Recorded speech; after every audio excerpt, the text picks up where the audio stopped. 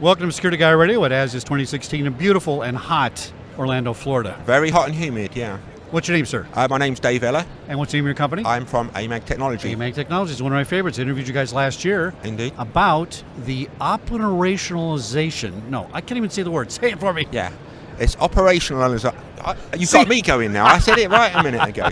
Operationalizing. Operationally, it's a great word. Yeah, it is. Because we can build all these products, we can put them together, we can plug them in, but if it doesn't work within the operation, and you don't turn it into a verb, it's no good, right? Yeah, and I think what it is everyone's got an access control system, a video system, alarm monitoring, etc., but they're not really all joined up, and there's lots of other processes outside the pure systems, and we've done quite a lot to add on to the pure systems with sort of some add-on products which are getting a lot of good attention at the moment. Now, why aren't they connected in this day and age of the Internet of Things? Is it manufacturer disparity? One manufacturer has one protocol, another one has another. What is it that doesn't connect them? I think it's partly because people are focusing on one particular segment of the market, but also some of these are IT systems, really. And either you have no system for it, or you get your IT guys to do it traditionally. Oh, I see what you're saying. Yeah, because that's right. They're not just a camera anymore. It's a whole computer system. Yeah, or like ecosystem or type thing, or whatever you want to say. Yeah. So one of those is a product we call Connect. Which is all about identity management. That's a good word for it. That's a good word. Okay, so the idea is that connects into your SAP system or your HR system or whatever, and takes in your employees' identities. But it allows you to actually determine the validity of that identity, because one of the problems is it's very easy to give someone an access control card, but how do you know who that person is? And how often are you reviewing that is really still a valid person, that they weren't fired 3 months ago? Now, some of the new challenges, I was at Black Hat a couple months ago. Right. And some of the things that came up are, how would I describe it? We do a good job of preventing people from getting fake IDs, but what about the guy that has a real ID that loans it to somebody? He's authenticated, he's real, he's allowed, but he shouldn't be there. Sure. So how do you handle that? That is, a product like AMAG Symmetry is integrated into lots of different technologies, and so biometrics is really where that comes in, because card plus biometric is pretty well impossible to defeat. Right.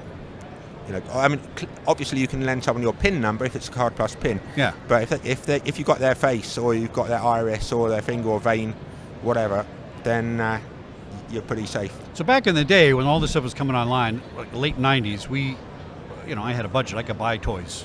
And we tried to buy and test the best things that are out there in the market. Sure. And we had to have programmers write what they called a GUI, a graphic user interface. Yeah.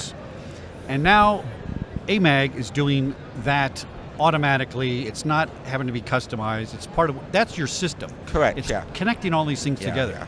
Tell us some of the products that are in that group that connect. We talked about the one called Connect. Yeah, so we've got Connect. We've also got a new visitor management system called Guest. Which is a pretty cool system in that it's purely web-based, and it runs on any tablet, PC, any smartphone. Oh, that's good. And the concept there really is that we want to improve the visitor flow in reception. Yeah, that's always tricky. Yeah. If you slow it down by 30 seconds times 5,000 employees, that's a lot of time. Yeah, so what we're trying to do is get the visitor in the door in 20 seconds. That's our target. Okay, and that's done through pre-enrollment of the visitor. It's done through sending an email to the visitor with a QR code or a barcode on, so they can actually self-check in. It's giving them routing instructions, what they're supposed to bring with them, and it's also sending emails to the host when the person arrives. Oh, that's cool. Yeah, so when they arrive, or before they arrive, they can be sent an email to say, right, your visitor's in reception, so the reception person or concierge is not there on the telephone for 5 minutes. Right. So, no, I need to hunt down this guy because his visitor's arrived. Now, I got a challenging question for you. How do you handle an employee who's a daily hire? So you call me up and you want to come have lunch with me, I put you in the system, you come in, that's an easy one. Sure. But I don't know who the union hall is sending down to the shop today. He's just the next guy on the roster, but he needs to get in the studio, and I got to get him an ID. Sure. Always a difficult challenge, those temporary employees. How do you handle that with those systems? Well, you can do it in different ways. Either you can handle that directly within Symmetry itself, or you can treat them as a visitor. What you can do is you can actually enroll them as a general visitor, and then at the point they arrive, you can actually set up the specific name of that agency employee. So with the Symmetry, we could take the the roster from the union that has all these employees that could be a worker. Yeah. And when one pops in, he's already authenticated. We've cleared him before, that kind of thing. Another thing that's quite cool is it retains knowledge of who came before. So if this guy comes once every 3 months, he'll still be in the system, and you don't have to go through the process of taking his photo again. He's already there. Now, you work on any biometrics with employees and visitor cards. We traditionally have an ID card and the pictures. We have visualization of the photo. We have maybe a chip. Are we building biometrics into your stuff? Yeah, a lot, and the way we do that is through partners. So a lot of the big biometrics companies are partnered to us. So on our booth at the ACES show, we've got FST, who've got a multi-factor biometric, but also a lot of the fingerprint vendors and vein vendors, Palm, all linked in so that you can actually associate their biometric with their identity and symmetry. And it just works seamlessly. They can get in the door. We got to mention your booth. What is that booth number so we can go see it? Oh, no, come on. How am I supposed to remember that? It's a great big booth in the middle. It is a great big booth. 2,900 and something. That's right. What's on the drawing board? What do you think is the next? Well, I'm worried about the Internet of Things, right? Sure. My refrigerator now is going to, get hacked and tell my secrets about my computer because it's all tied together. What are we doing to worry about that? Well, the cyber, we had a focus group yesterday with some really good interaction with consultants and integrators and end users. And, cyber's top of the agenda, really. But, I mean, cyber is about the product, but it's also about the implementation. And really what the industry needs is more cyber guidelines for end users about, how to implement their systems securely, because it's really quite siloed at the moment, and the IT cyber guys are over on one side. Not as much in Europe, though. Not as much in UK, Europe. I'm familiar with some of the so they have the national safety standards in UK where they say, here's some really good basic ideas and recommendations we're making. Why don't you guys follow them? And I spoke to a person that does business over there, and I said, I'm not seeing that happening here, because we're a country that's siloed because we have all these states, right? Okay. I'll tell you one thing that's not widely known. In the UK, there's something called the Centre for Protection of National Infrastructure, and they advise all of the government and also sort of key infrastructure, water, food production, communications, and so forth. And they've developed a standard which combines access control and cyber in one standard. Now, in fact, AMAG is the first and currently the only product which is actually certified by them. So that's fabulous. Yeah, and there's in the UK we've got a couple of really big, very, very high secure government implementations going on at the moment. So let's talk about the government contracts, not who they are per se, but how do they work differently from a private industry? People are going to assume that I have to have a higher standard because it's government. Yeah. I'm not sure higher standard is the right word. Do I want to be less secure at my private corporation? No, I want to be the same level, but they have a lot of compliance issues, right? Yeah, I think in the governments in many countries, because we've got AMAG systems in about 80 countries, but with a lot of government and military installations, they tend to have their own specific standards, and some of them are quite onerous to get through. Right. So in the US, the government and various military organisations have got very detailed cyber standards that we have to jump through the hoop to achieve, and those things are under the radar, really.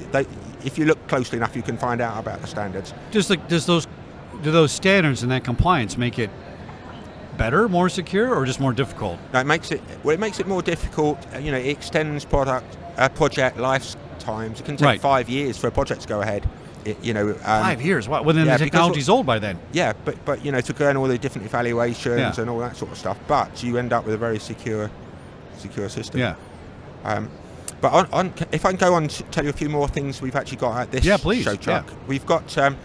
We've introduced a new range of Bluetooth card readers. Oh, good. Okay, so I think Bluetooth is one of the themes of this show, because I know various companies have introduced Bluetooth. It's about time it got here. It's been around so long. It's such a good tool. Yeah, I mean, and so there are systems out there already, but we've just introduced a low-cost Bluetooth reader. So any of our AMAG customers, so we've got about 9,000 or 10,000 just in the US AMAG customers. Oh, good. Any of them can just add Bluetooth onto their system, which is going to be pretty cool.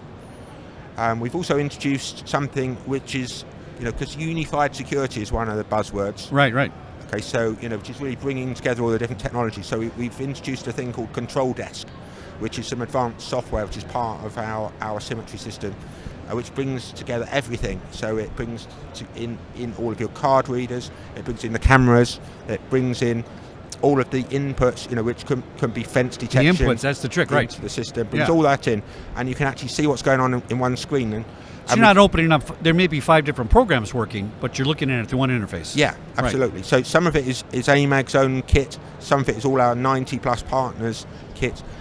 When you see an alarm come in, you can actually just click on the alarm and automatically replay associated video. We look at the live camera. If it's an alarm that's related to a card holder, it will show you the card holder's photo.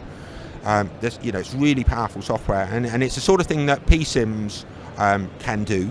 Excellent. But a PSIM's going to cost you $500,000. Yeah. It's not plug and play per se, but it's kind of plug and play. In other words, it is plug and play. Oh, it is. Plug and play. So it's going to go out and find the connections, and you're going to approve them. Okay. You have to set it up. You got to set it up, but right? It's in standard setup in our software, and it's free. So it's something which is a bit revolutionary. It's free. Yes, making it easy and usable is revolutionary in our business. That's true. It's something we thought, well, hold on, this should really be in our standard software. So if it's in a standard software, we can't charge for it, so it's free. Right. Excellent. So it's really powerful. Dave Ella, AMAG, one of my favorites. Good. Over there, and Thank you. Big giant sign. 29 something. 29 something. Go see it. Thanks for coming on. It's good to go. I really appreciate it. Thank you, Chuck. Thanks a lot. Great.